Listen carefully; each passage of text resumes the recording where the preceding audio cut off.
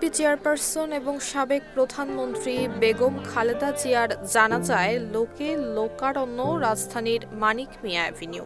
রাজনীতির রং ভেদ ভুলে জানাজায় অংশ নিয়েছেন সর্বস্তরের মানুষ।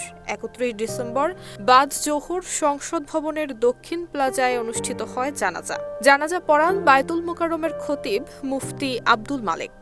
আল্লাহু আকবার।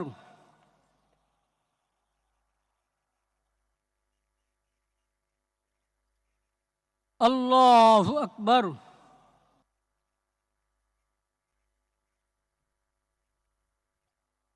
আসসালামু আলাইকুম ওয়া রাহমাতুল্লাহ।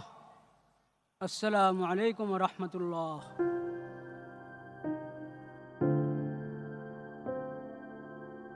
রাজধানীর শেরেবাংলা নগরের জিয়া উদ্যানে শহীদ রাষ্ট্রপতি জিয়াউর রহমানের পাশেই রাষ্ট্রীয় মর্যাদায় সমাহিত হবেন বেগম খালেদা জিয়া।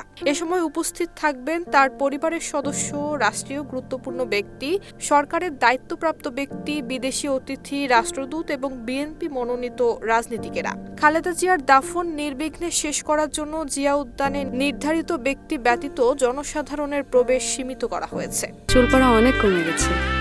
থ্যাংক ইউ মা। চুলের ভিটামিন জুই multivitamin coconut oil.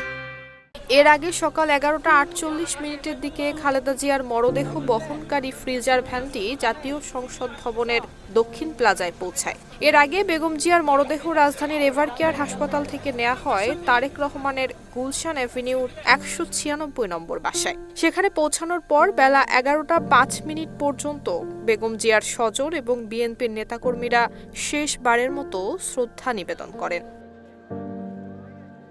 Nusrat Jahan Mehak, Dhaka post.